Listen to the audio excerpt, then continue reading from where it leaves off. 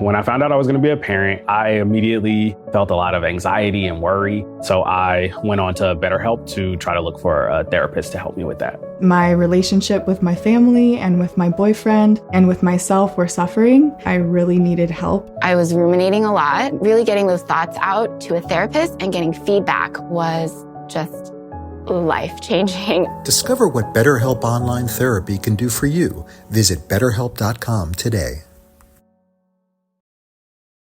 Spring cleaning doesn't have to mean a cabinet full of different products. With Simple Green All-Purpose Cleaner, one bottle does it all. From counters and appliances to walls, floors, carpet, and more. Simple Green gets the entire house clean. And it's concentrated, so you can dilute for different cleaning jobs and get more value out of every bottle. Available in original, lemon, or lavender scents. This spring, keep cleaning simple. Buy now at simplegreen.com. simplegreen.com.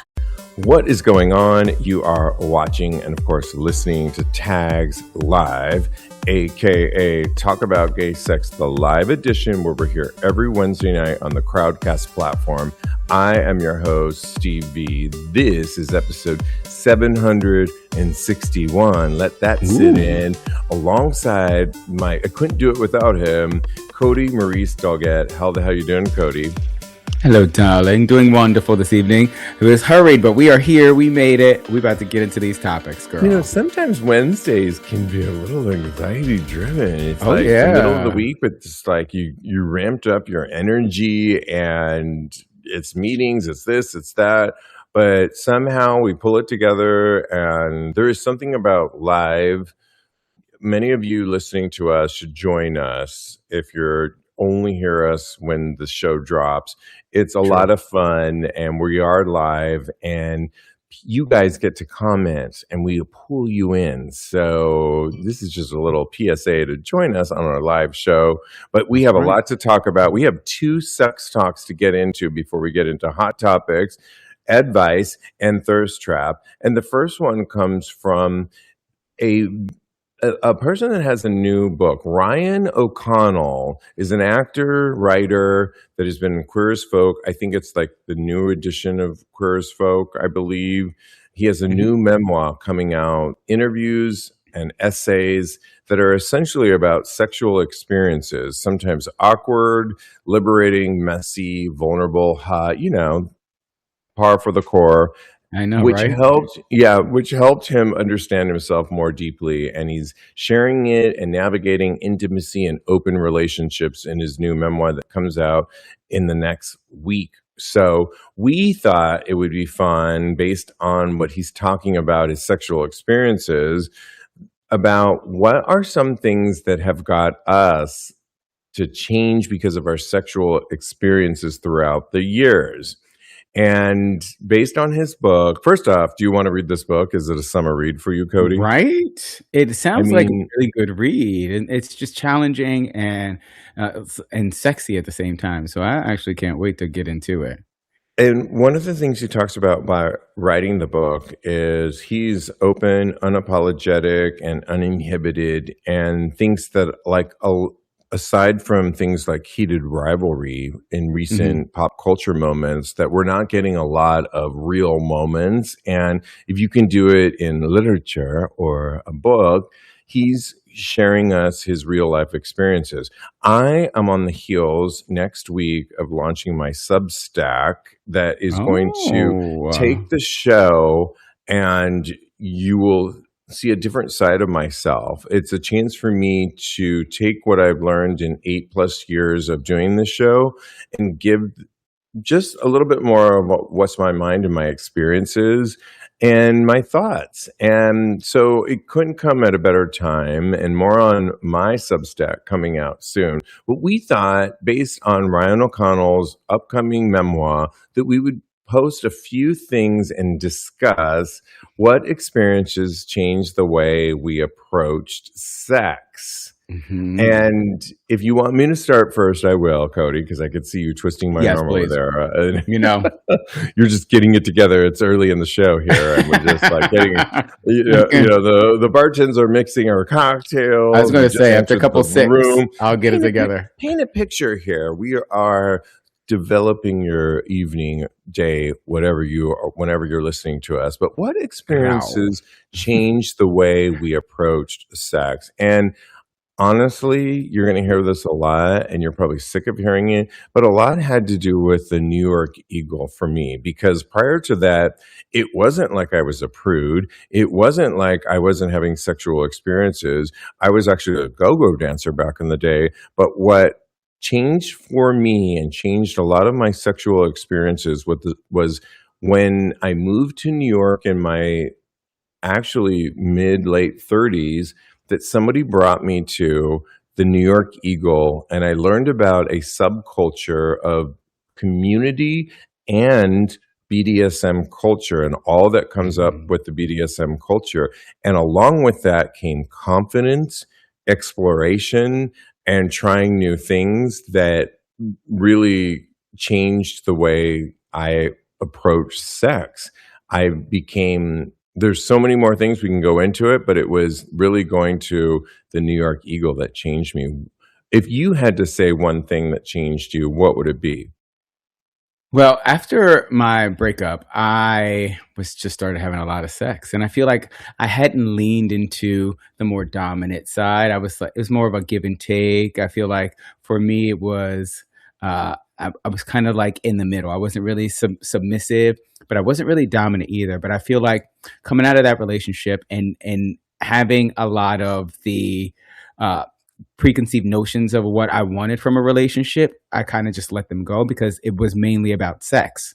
So I think that those experiences early in the beginning allowed me to kind of tap into my more dominant nature. And I feel like it allowed me to be more free. So I definitely would say those early experiences and like allowing my dominant uh, tendencies to come to the forefront. So yeah. That's so interesting that you would say that too, because in all of your stories, I think of you as like a dominant top, but I think you're a pretty boy, if I can just use that term. For me? And and you've always looked younger than your age, and Thank I you. always have too. And I don't know Yes. if it's your story, but a lot of people put me in the, oh, he looks so young and pretty, and let's make him my bottom boy. And a lot of it for me fell into that category of pleasing tops and falling into a box that said that, oh, I'm going to be that pretty boy bottom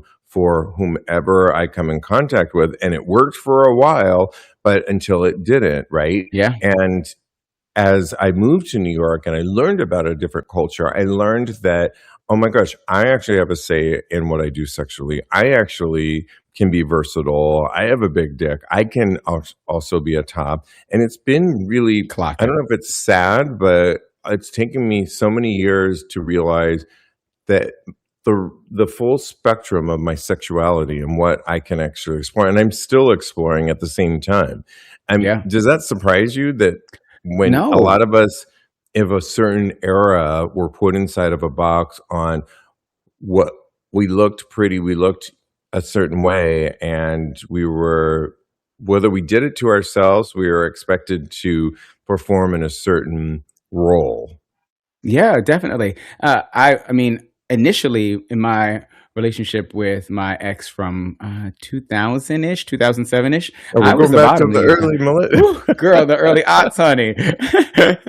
I was the bottom the entire time because I was smaller. I Yeah. was twinkier back then because, girl, she was fresh and young. Fresh young meats. 19. No, she wasn't 19, but cut a few years Hmm. off. But so yeah, no, I definitely was the bottom the entire time. And also, you fall into, it doesn't necessarily have to be top and bottom. You can fall into a box, quote unquote, of uh, what your expectations are as far as like just the way you look. I was a very good boy for a very long time, and I look like a very good boy. People stop me on the street for directions, and I don't know why. I'm like, get the hell out of my face.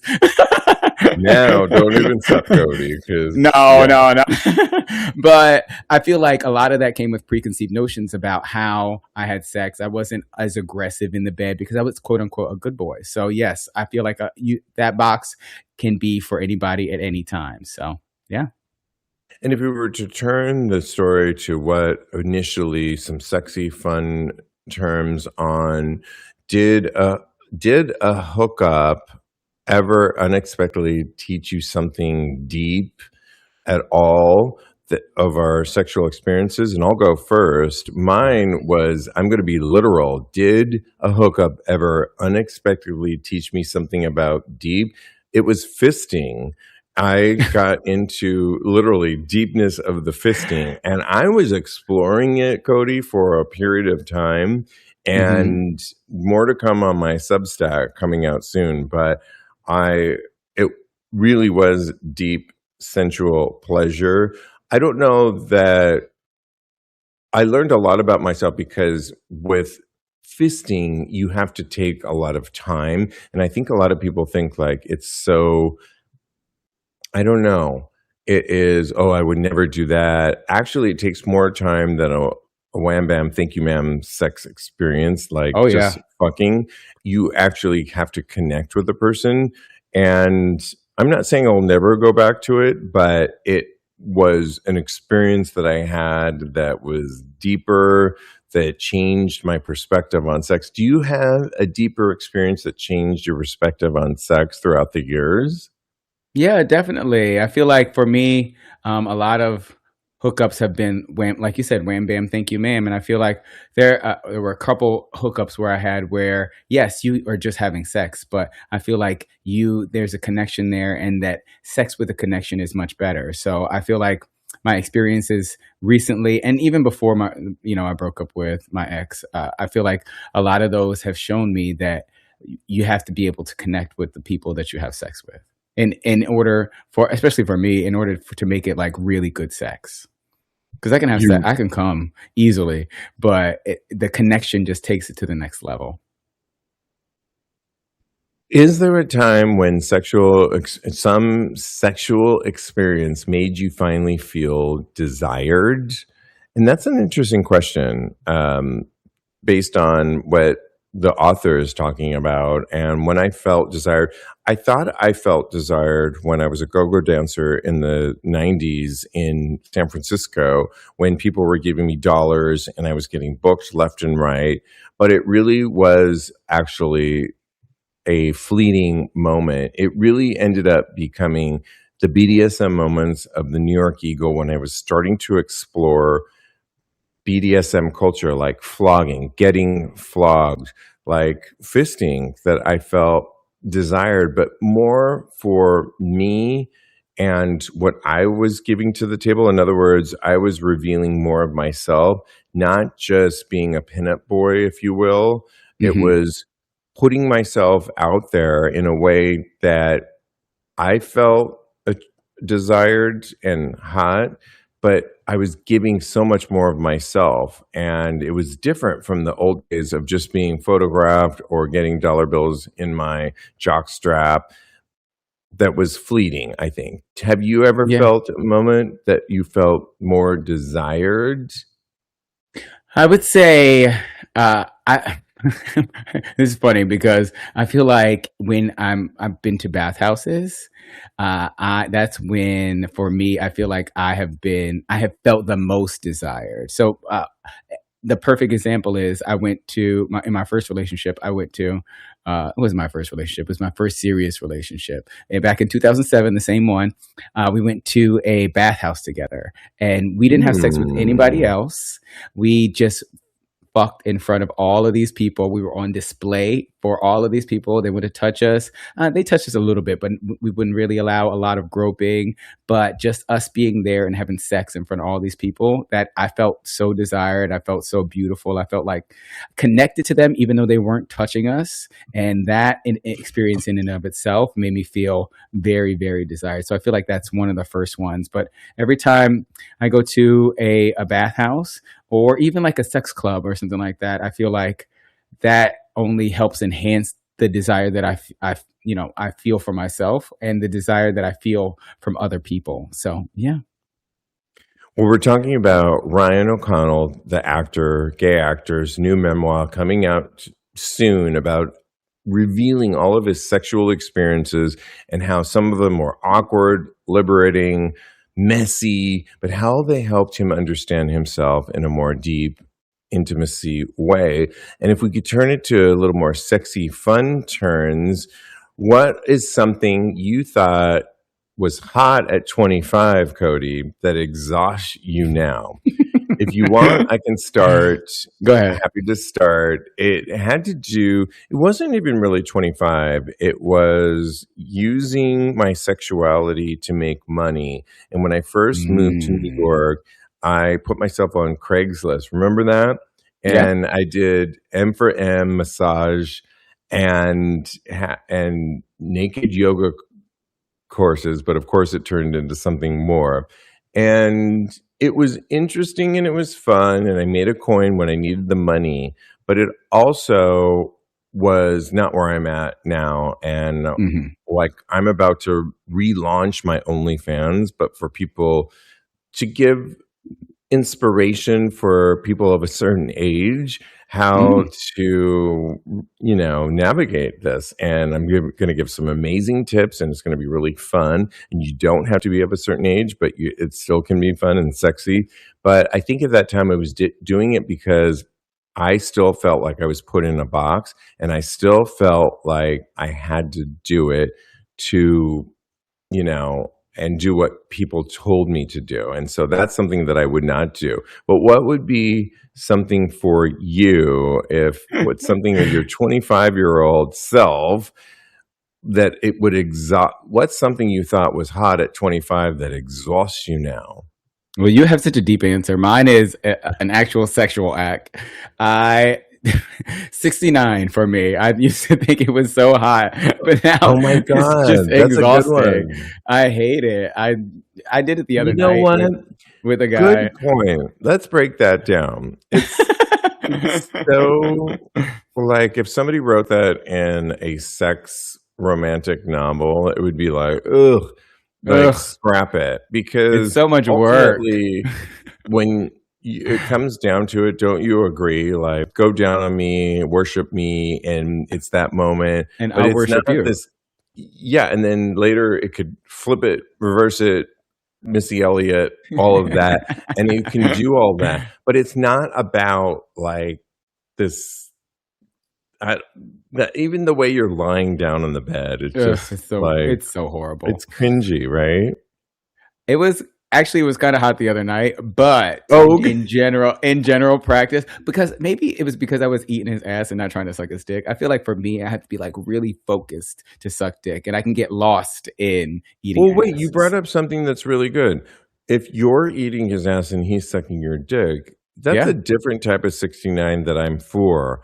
But if it's both like go down on me and I'll go down on you, and that 69 feels forced. But if it's eating ass and dick sucking, I feel like it's one of them's preparing the other one, and it's more about preparation instead of it being a sexual act. It's leading up to the sex. Thank you, Steve. We broke this down like two the voice of reason. Yeah, exactly. Psychologists.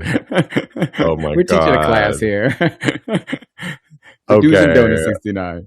Let's continue. Well, his book is coming out soon, and we want to continue this conversation on basically where you are at with all of this. And what I'm talking about is Ryan O'Connell's new memoir coming out. And let us know. We can continue the conversation on our Tags Patreon community. But we have 2 sex talks. The next one is a little bit more political. Yeah. And it had to do with 2 iconic people that I love. One is Rupaul. One is, Pedro Amoldovar, who I've watched every single film he's ever done.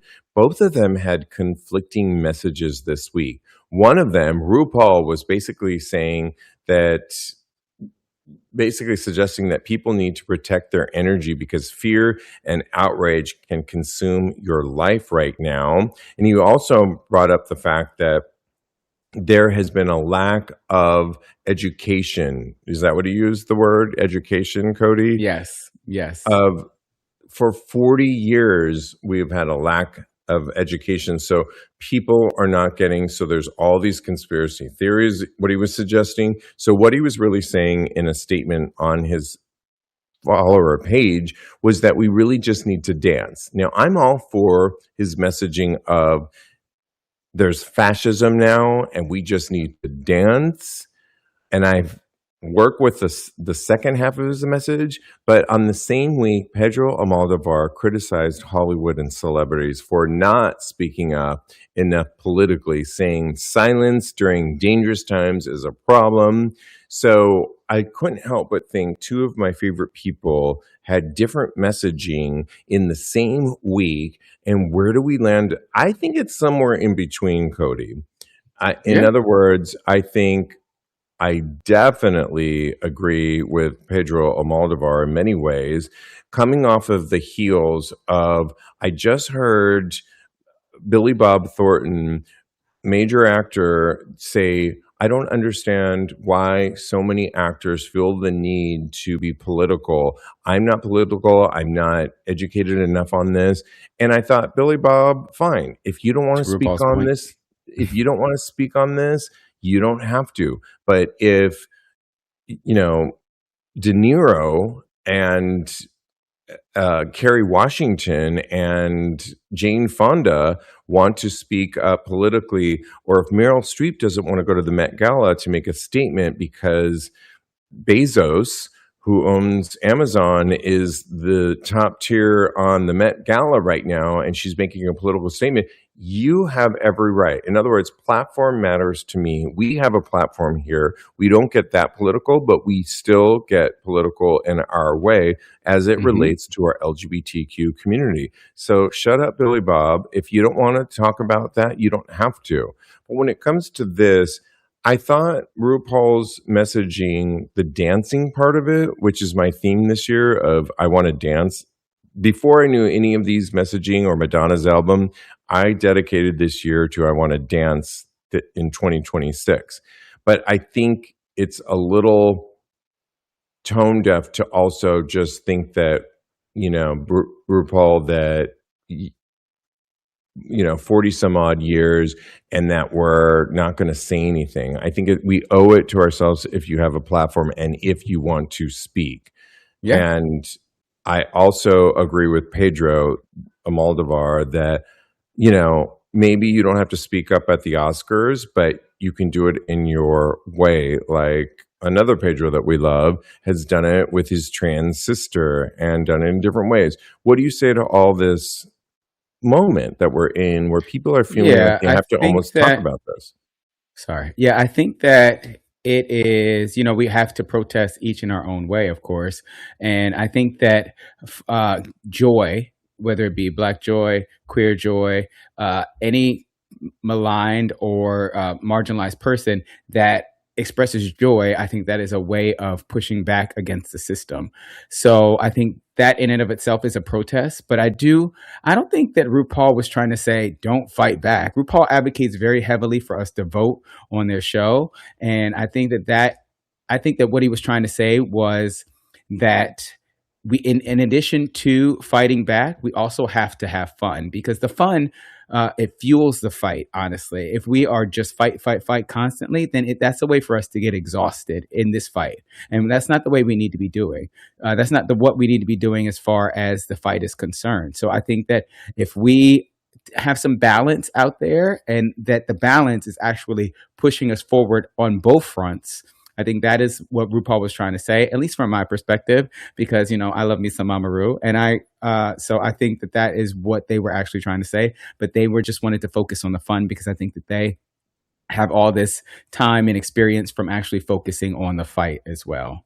Let me read you a quote and we'll discuss it a little bit more. What he also said is, when you talk about rational thinking or critical thinking, who would we be talking to?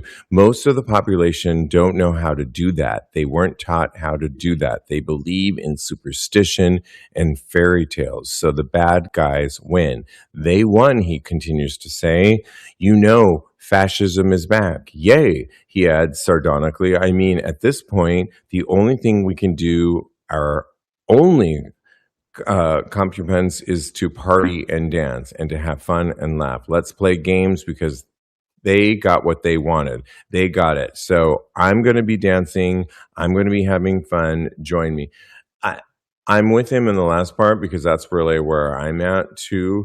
But no, I disagree with him on they didn't win. It is, I think a lot of people think in this administration that this is the new way. He, Hmm. and I don't want to say his name, is only in office for the next 3 years. I think it's a pendulum swing, and we do have our voices. And I bring up the point where you and I went to the Stonewall where they took down the LGBTQ flag, and Hmm. we were there for the raising of it. And guess what? It won. It actually is raised up. It won against what Trump was saying, that the only flag that can be raised is the American flag. And so I do think we have to fight. And I do think RuPaul is probably about that, but I thought it was a little bit careless on the ending of his statement. Yeah, I hear that, and I totally agree.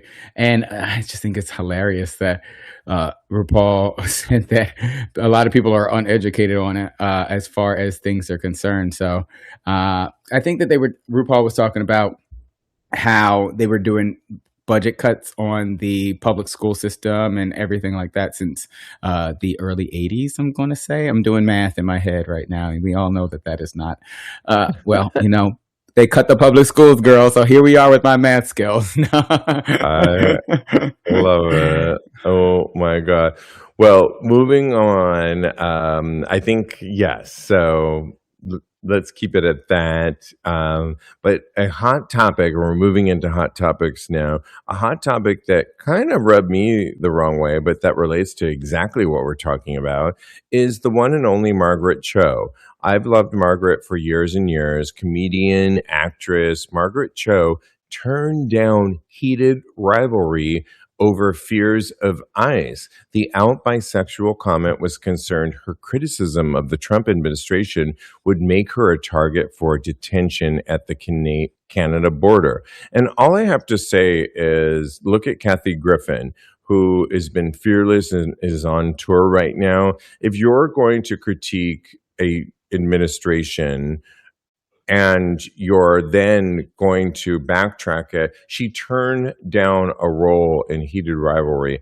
And now that she knows, because it goes on to say that it's been a super success, that she wants in on season 2. Well, if I was the creators, I would say absolutely not. We've rewritten your part and we don't need you now. Because I think you, Margaret, I used to be such a huge Margaret Cho fan, and I still like her, but that rubbed me the wrong way, that you lived in fear and you turned down a role, and now don't expect them coming back to you. You might be, it's like, no, I don't want to, I hope she does not get cast in season 2. I want somebody else cast in, because you went with fear, and you used to be such an iconic role model for me, and now you're not.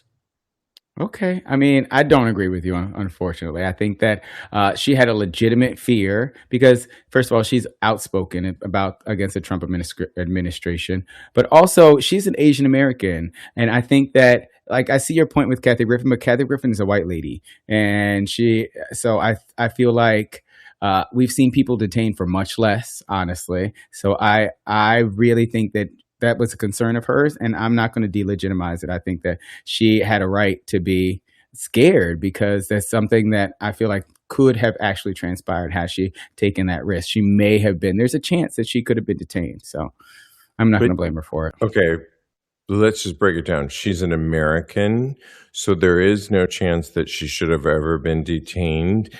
And she's an actress. She is not. She's an American, Korean American. So no, she would have never been detained. And to act, I know plenty of people in my world that are, trying to get their visas and such. Okay, I would get that. She has been an outspoken actress, advocate, and I just think it's a crop of shit. You're an American and you turn down a role and now you want to come back. It's like, no, girl, you were always nobody can do that to a legitimate American. And she is living in They've fear. done it. Yeah, I hear you. Agree to disagree. I think that they detain plenty of Americans at the border, and so I can't blame her. So yeah. I totally blame her, and I think she is no longer my hero right now. And yeah, but she's just not. But other people are, and there's a lot of people that are outspoken, and I'm with them right now. Somebody that is causing a little bit of controversy right now is Britney Spears' ex, Sam Asghari, who stripped down for a prep campaign. Asghari appeared alongside RuPaul's Drag Race favorite pit crew members, Bruno, who we all love, in a steamy, dripping wet sauna video. Well, I saw it all. It was produced by Mr., who we've had on the show before, is Tristan Shoecraft, who now owns so many. He's taking over our gay life, including the Abbey in West Hollywood. There is the beautiful, iconic Puerto Vallarta hotel that he now owns, Fire Island, and so forth. He probably cast Sam Asghari as his member. I was okay with this because straight men can also benefit by taking PrEP, Cody. But where I drew the line and thought, and there was plenty of people that agreed with me, was the fact that all of the pit crew in every single photo moment were fawning over him, touching his body, as if to suggest, are we queer baiting here? Because Sam, as last we heard, is not of our persuasion, is not gay. And why was he the choice? You said in our meeting that if he had just done the campaign solo, yeah, I'm all for it. He can be an ally. But what did you think about some of the backlash of, he's now being fawned over by all of these pit crew, which you looked at most of them and determined that most of the pit crew, as far as you can determine, your spidey senses are gay. I mean, I wish I could put my 100% stamp on it from experience, but I have not slept with any of those men. But you know what? If we were doing like a whole research assignment on it, I volunteer as tribute to make sure that all those men are gay. But yeah, because just from their socials and having previous knowledge of them, 90% of them I know for a fact are gay, because like Simon Sherry Wood is there. He was in The Real World. There's a couple more people, Ty Talley. So yeah, and they're all, like you said, they're all fawning over him. And I think that sends the message that, we should, as gay men, should be felt like we're the next step under this straight guy. It's an underlying message. I'm sure that was super unintended because, the Mr. It was Tristan. Yeah. Tristan, yes. I'm sure that's not what he intended. I think that he just, saw Sam Asghari, who is a beautiful man, and thought that, okay, he's Britney's ex and he's super hot right now because he was just on Traitors. And I think that was it was his idea or his intention to actually kind of, have the brand get this message out through the lens of having this really famous person on. Yeah, and last thing I'll say is I often go with a visceral reaction that I have, and I have no beef with Sam. I think he's beautiful like everybody else does. Beautiful. I just looked at the video. Beautiful man. But my initial, if I just had to go with my initial thoughts, it did rub me a little bit the wrong way when I saw some of the pictures of the guys, fawning all over him. But do I think that every straight man can also benefit from PrEP? Absolutely.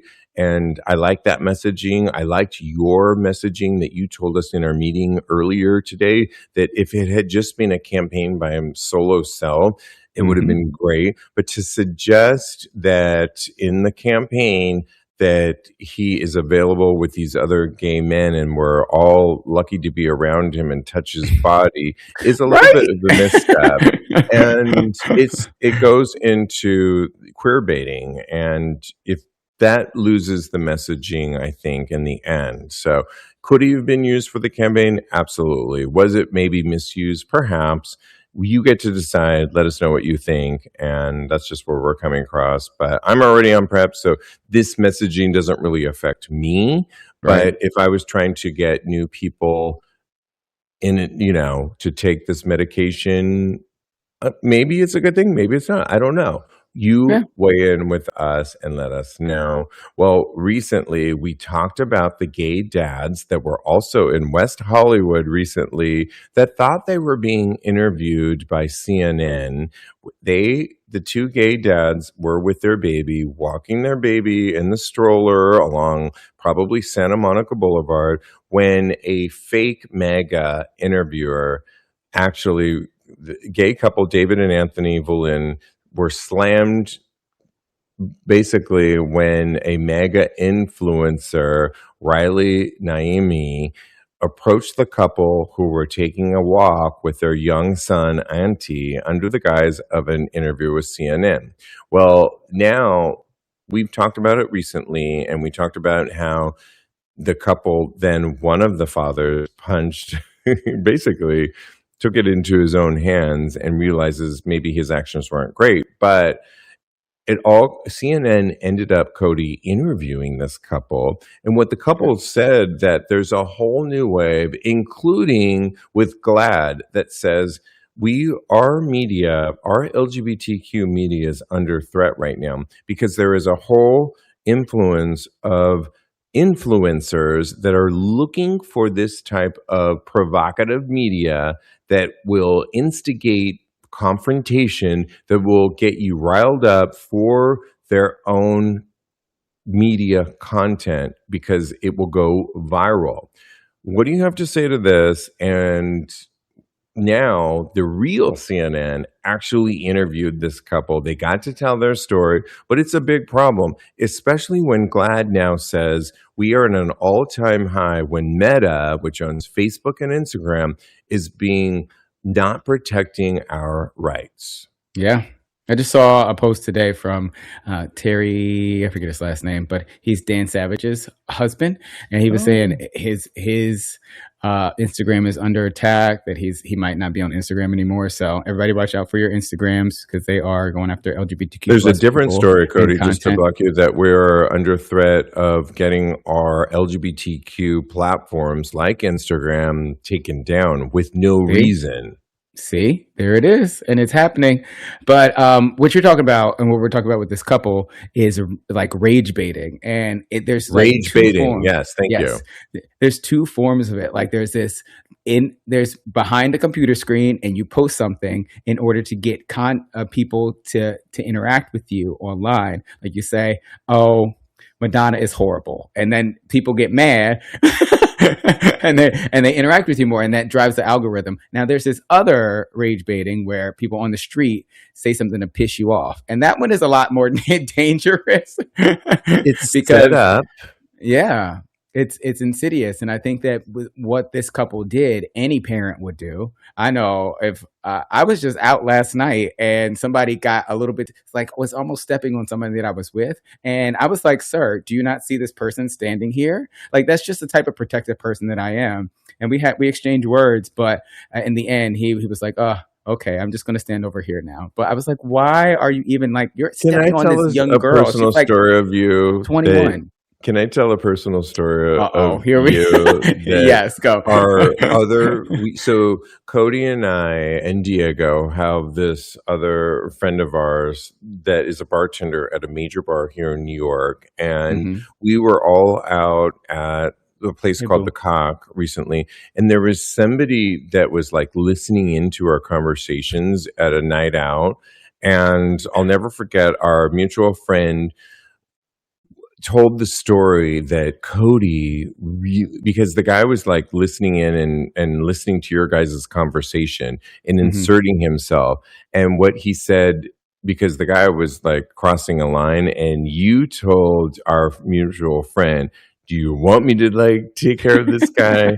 And I was like, yep, that's Cody. Cody can go there because he's a protector. And if everybody thinks Cody's nicey, and you are, and I am. And our mutual friend felt really protected, and also it meant a lot to him because he felt secure that you were willing to go to like cross that mile to do you want me to take care of this, because I will. And ultimately it didn't go there and it was all Yeah. fine, but you know, we forget that oftentimes we love to go out, we love to have a good time. There's some crazy people out there that There's don't some know handle themselves. Don't talk to the crazies, okay? If you get an inclination that they are crazy, back away. Please don't approach that person, because I've dealt with some crazy people too, and I just book it. It's not worth it. It's not worth your safety. And I'm not the type of person to just start like going insane and like hitting people from nowhere. But I will say something, because like you said, I'm a protective person, and I feel like, I love my friends, and I just really don't want anybody to take advantage of them. So that really like rubs me the wrong way. So yeah. But I just want to give you your props and your roses. Thank you, because it was well received by our friend. And when he told me, I was like, I oh adore my God, him. that sounds like my bestie co-host here, that he would Am do I gonna that. cry here? Oh, No, my I mean, makeup. I forget what the original topic was, but but Me yeah, too. I know. Well, it goes back to those gay dads in West Yes, Hollywood that were protective simply walking down of the their street child. with their child and were fooled to think that by a gay influencer that was it's also called, you named it in a different way, it's also called exploitive.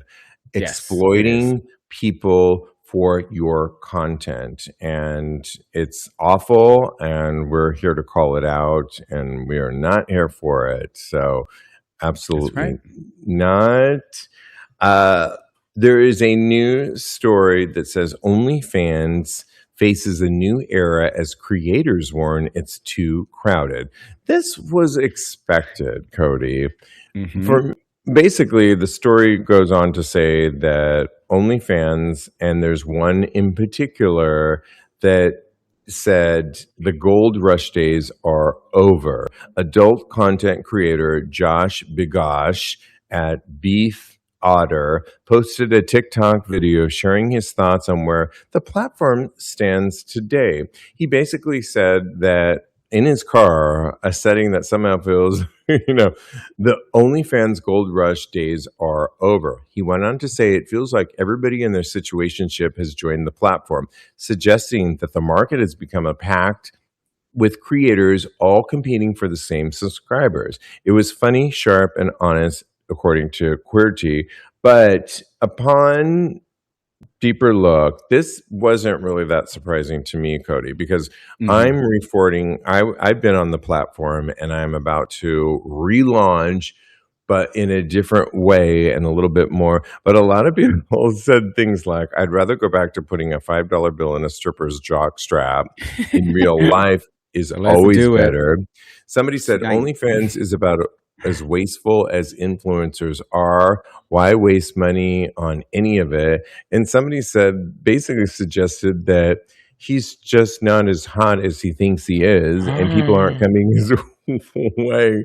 And I was kind of forward to it because I wouldn't subscribe to his platform at all. Steve. I wouldn't, and I'm being honest. And I think that, but he is correct in that, like everything gets a little bit, weeded out a little bit. And I'm about to go back on the platform, but I wouldn't subscribe to his because I didn't like his content. Oh my, spicy tonight. No, he's Am I like wrong for saying how I really feel? No, you're not. You're not. No, you're not wrong. I'm sorry. I just thought it was funny and cute. But yeah, because I do agree with you. I don't think I would subscribe to this, but I don't really subscribe to a lot of OnlyFans.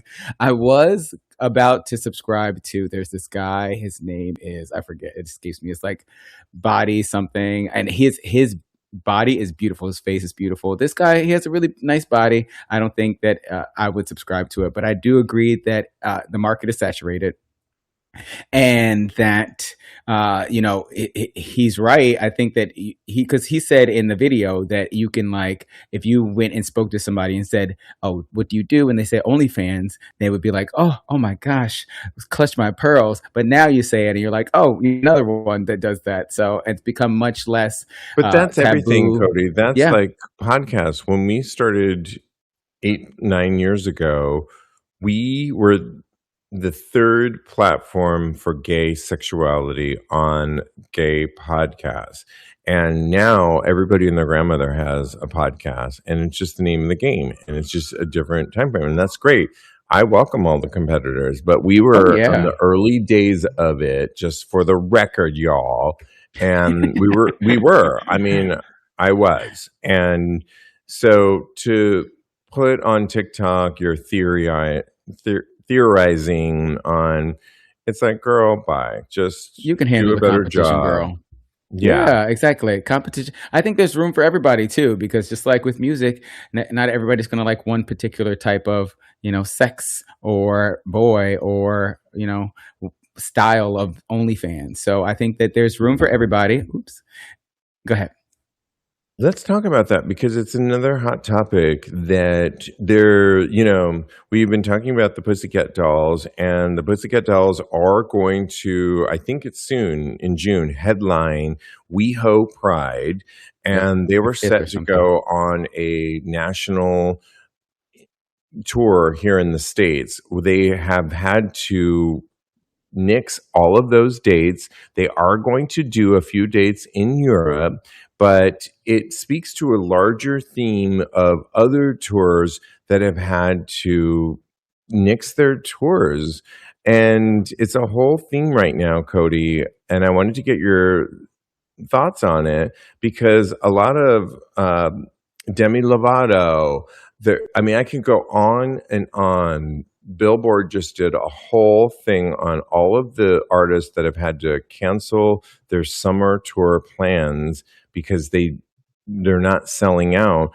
And a lot of it has to do with a conglomeration of high priced tickets that people Yeah, can't girl. pay right now. I mean, the fees, and it's just a whole thing. What do you think of this, of like tours that are having to cancel, and it's speaking to a global issue? Oh, definitely. I feel like the economy is a huge contributing factor because, we're going through what we're going through. And I think, but a lot of them were citing like creative differences, which I can definitely attest to. Or, yeah, I feel like some of it is the creative part of it, which I can attest to. Sorry. I feel like when you run into speed bumps when it comes to being creative and actually having things like gel and formulate together, then that can really throw off your timeline. So I can see how those things would really affect when a tour can actually happen, because there's a lot of moving parts when it comes to something like that. And Dolly Parton was running into health concerns. So I hope, knock on wood, Yeah, a Auntie lot of people Dolly, had I feel like we need a lot of her. people had health concerns. A lot of people had different reasons for changing their tour. But if you look at the grid, if you think you're going to go on a tour and sell out these dates, and it's called a blue theory, if there's too many blue dots, meaning free seats, that you're not selling, Hmm.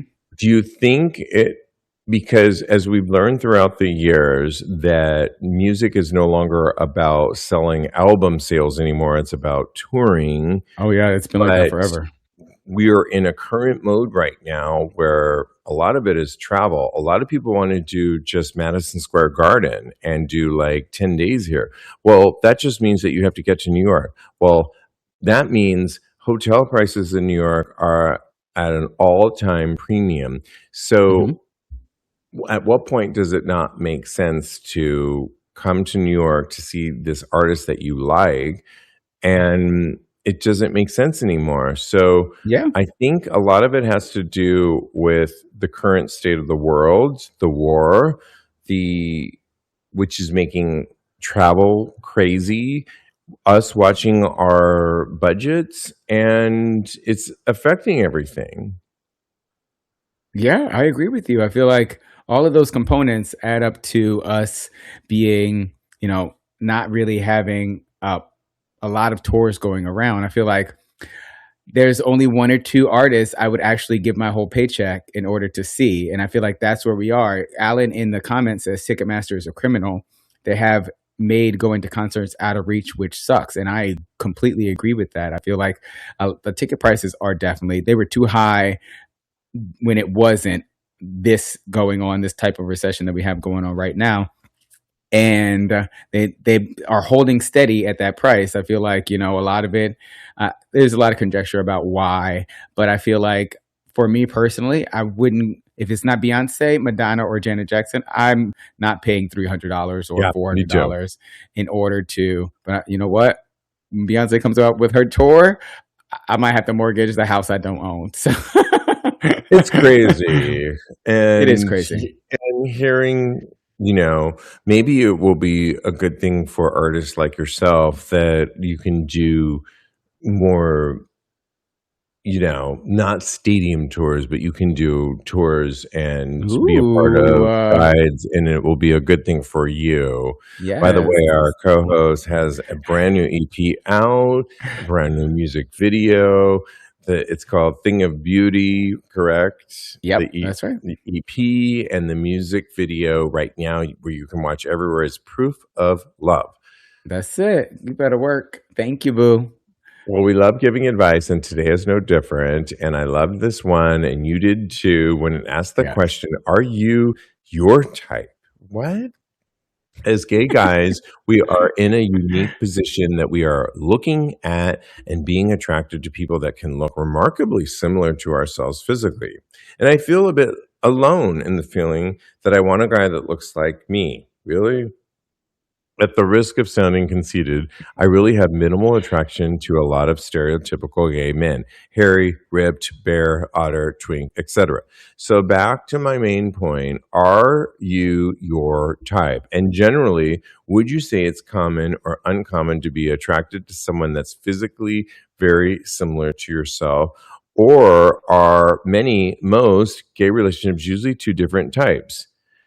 I cringe at the whole question of this, because I've always been attracted to people that were different from me, that inspired me. I mean, my husband does not look at all like me, and I was just attracted to him. And when the conversation began and he told me about something that I was already interested, but he had way more experience in, which was hiking, and he showed me the pictures on what beautiful outdoor excursions like hiking could be, and we ultimately did it.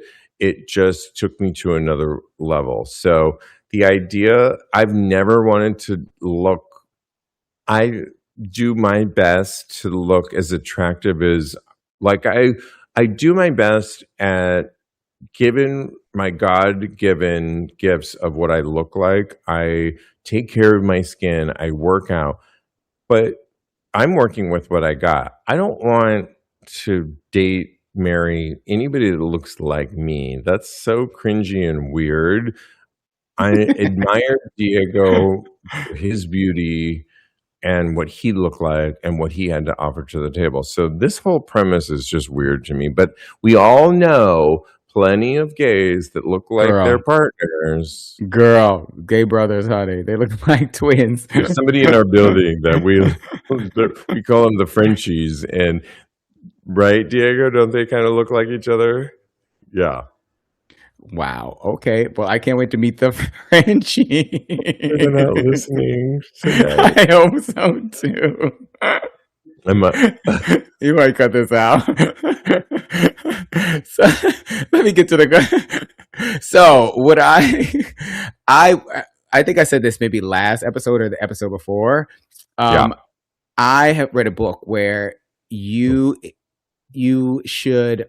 Well, I think that as far as dating is concerned, you should try and emulate the characteristics or the body type or what have you, as far as going out and dating somebody else. So I feel like for me, I would date myself. I've often looked in a mirror from across the room and looked across a room and saw somebody that I thought was cute and been like, "Ooh, he is fine." And then it turns out to be me that I'm looking at in a mirror. You know, I'm going to reuse this quote right now That for is fine. tomorrow's promo. That is The totally fine. Please use narcissism it. of it all. You always. So I guess what you're saying is you like people that look like you. No, what I'm saying is I would date myself if I was out there in the world, and I think that that's very healthy. I think that it shows that you have high self-esteem as far as some components are concerned. Ooh, thank goodness his microphone came out. And no, I feel like it's a healthy thing. But I've dated a lot of guys, and you know a lot of them, and none of them look like me. So I think that it's also a component to where you have to step outside that box and look at people for people. And I find many types of men attractive, so not just myself. So yes, the answer is would I date myself? I find this entire list attractive. Let us know how you weigh in that, because I feel like it's a juicy one. But lastly, before we end the show, is one of Straight Up Gay Porn's always asking the question, thirst trap recap. In this case, it's which one of these 15 gay porn stars took the best photo of the week. It's our job on an audio podcast, because of course this show gets repackaged and you're listening to it primarily, but you can always go to our Patreon community to get the link to this, what we're talking about, and vote for yourself. Well, out of 15 gay porn stars, Cody, how can you vividly describe on who you picked? So my favorite is going to be Raphael Lee, Raphael's Playground.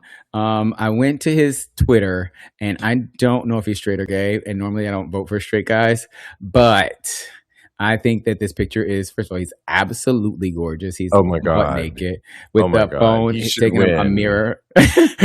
He's taking a mirror photo. I think he's like third. He really should win.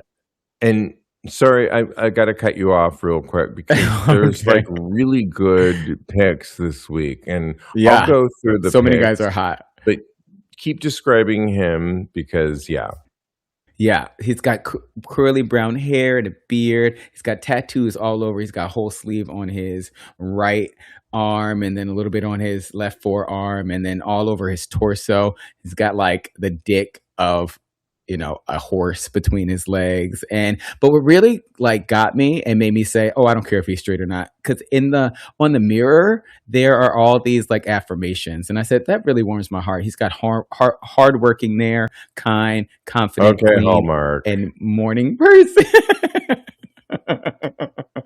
I just thought that was really sweet. No, keep it in. Keep that in. I just thought it was really, really sweet, and something that I might try and do on my mirror here in my room. Like, be like, "Oh, okay, you are an artist. You are you done? Wonderful, kind, and smart." Like my affirmations from what's the movie with the housekeepers? Not Hidden Figures. Okay. We only have so much time, and I want to read what Diego picked. And I knew he was going to pick this one because it looks like he's in a hiking moment called Malik Delgatti. And he is looking tough with his arms crossed, naked with thunder, muscular thighs, like guns, but he's behind rocks and a waterfall, and I get why you would pick him. I love the opening shot of the first person that goes by Benjamin Bratt. Like, really? You're not Benjamin Bratt, but do you know the actor Benjamin Bratt, Cody? Yeah, I think he's Benjamin Bratt. I love Benjamin gorgeous. Bratt. And Talisa Soto, his wife, is gorgeous as well. But okay, you're also named Benjamin? Okay, whatever. I don't even want to get into himself it. That. Yeah. There's so many good photos on this. We just have to, including Benja Viano, who has sitting with his arms, when you put behind your head in a backwards cap, and he has a cum dripping that is going from the tip all the way to his ball sack, and it's a long journey into his balls would be another one. I would say Dom Nick King Floyd. is looking really ripped with glasses and ripped, of course. I see. Did he say me too? Josh Moore is looking delicious. Also Yes, he ripped with is. tattoos, legs spread, quads of steel. Corey Kane has the thickest cock, I think, in the whole thing, and beautiful balls. We were just talking about. I mean, it really is on and on and on. Lastly, Thiago Bloom looking really good. I mean, wow. Wow. Who do you pick? Who'd you pick? I don't know. All who I of picked. them? I think I picked all of them, but You pick all of Alan them? does. Nick Floyd, I lots was of like, did I cum miss shots. something? I mean, it's crazy. It's truly crazy. Can we talk about Nick Floyd before we go? Yes. That looks like it is AI sperm, because whose You sperm is think? that perfect? Yeah, the one dripping from his dick looks like AI. I feel like he photoshopped No, that. I don't want to believe that. I think Were you so. on I think he Diego? did. And Oh, Diego saw the video, and what do you mean by that? That it was real? Diego says he saw the video, so he thinks it's real. send me the video, Diego. All right. I wouldn't look for Let's not myself. look over- Can't go on anymore. We gotta Oh go. my gosh, you can always follow my co-host. Follow Cody on Blue Sky and Instagram at Mr. Maurice. Follow me on the gram. I am _Steve B. And girl, we can't talk anymore. In the meantime, continue having hot Gay day. sex. Are we going to the Jockstar party tonight? Let's go, girl. Let's go. Hey, more.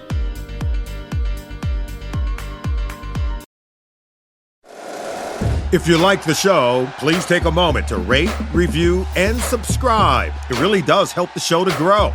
Thank you for listening.